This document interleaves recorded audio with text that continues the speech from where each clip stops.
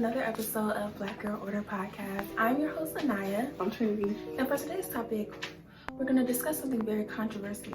But before we get started into the topic, I want to give a big shout out to Jana Jewels. That is Jhana Jewels. You feel me? You feel me? Yes, she makes bracelets and necklaces and waist beads.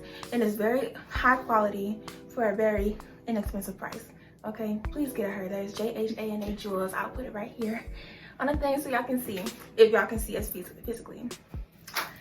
But anyways, let's get into this, baby. So today's topic that we wanted to discuss was society's beauty standard and how it affects Black women. So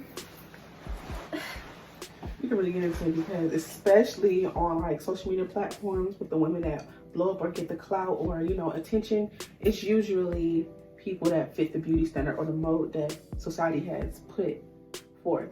Yes. And so for me, to be honest, a lot of Black features that a lot of Black women carry, they're seen as masculine and stuff like that.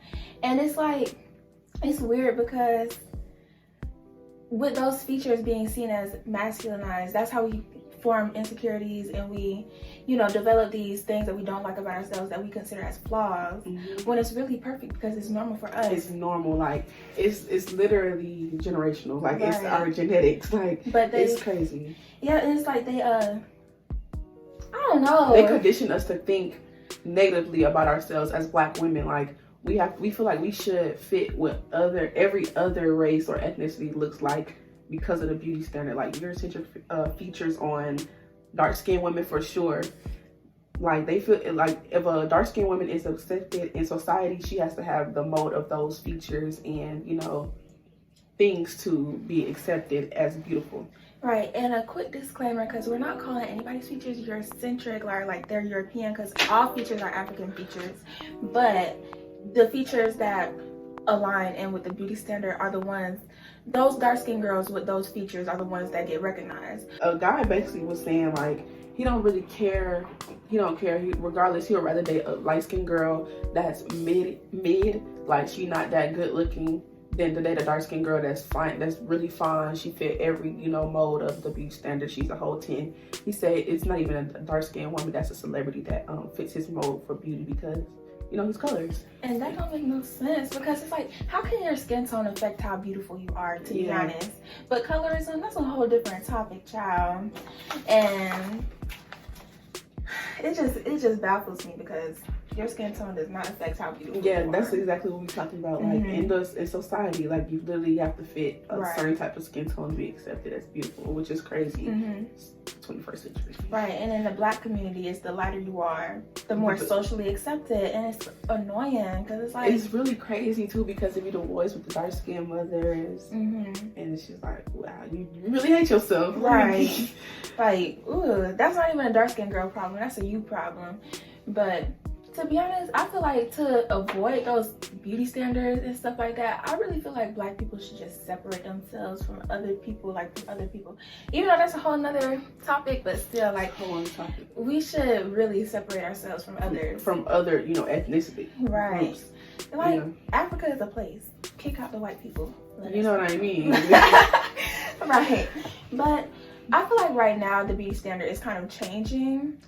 But it's more like changing to like racially ambiguous looking more than like you're completely European. Because it's like, a lot of women that get hyped up now are like Hispanic looking women with curly hair or just mixed women in general. The whole trend of, like the standards is changing, like especially with dark skinned girls and tall women, especially. It's a fetish now. Yeah, like they're fetishizing it now. Everything is being fetishized, like stuff that people didn't like, people was a year ago, a few months ago, right? People like are obsessed with now. Literally, since we got out from school from Corona, now because we have been out for a year now, I guess. About a year. So when we were in school, people was like make fun of me for being. I'm 5'5", Anaya's 5'11". Yeah, and people will be talking about her for being tall and me for being tall, and it's just like now I love tall women. Tall women can Right. have like, don't crush me.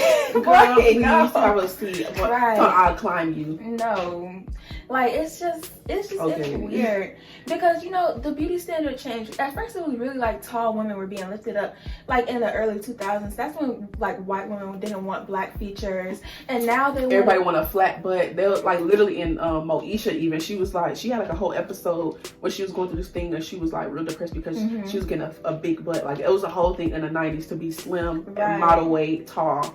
And you know what? I know some of my parents that have insecurities about it growing up because my mom, she's a real voluptuous woman, and she had insecurities about that growing up because my mom too, because she was always wide. And like also with men looking at her in a certain way rather than you know looking at her like she's a model, and like praising white women that don't have what she had, and now like white women want what we have. Exactly. Like that's what's crazy. They are so obsessed. Right. Like that's so weird. Like, come on now. Everything we do is literally a topic of discussion everywhere. And that brings us on to the topic of blackfishing.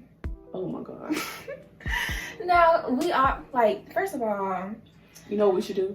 Since some people don't know what blackfishing is, we should put clips of like white people that's blackfishing. Bad. Okay, let's give them a synopsis of what blackfishing is. You want to give us one? No, you can go. Okay, basically, if you don't know what blackfishing is, it's people who are not black trying to be black. And I feel like it's just another thing of modern day blackface, to be honest. It's so weird. Because it's like, you hated us. They literally still hate us. It be the racist ones that down talk us, can't keep our names out of our mouth, that try to do every single thing we do. They try to follow every trend that we do. They try to follow every single thing that we do and hate us. Right, and try to date our men and everything. Yes, like that's literally a fetish. Like they don't care about black men's well-being. They don't care about nothing that black men have except what's in their pants, and that's disgusting. Right, for real. that is very disgusting.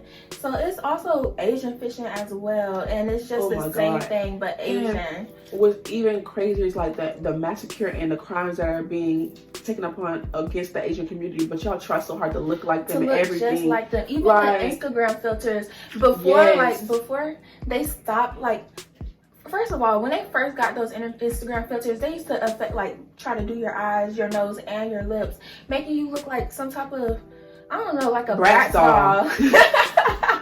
Right, literally. Like, why is the beauty standard Bratz doll? That's really, that gives me pedophilia in the beauty standards as well, because it's, why are you trying to look like a little doll that's for little kids? Right. And not only that, but you want to look like a little doll, and you want to shave, and you want to be short, like it's giving you like a child. Like you want to be like a baby, and then you want to talk like this, like with a little baby voice. Oh no way. Because no, for real, it's sickening.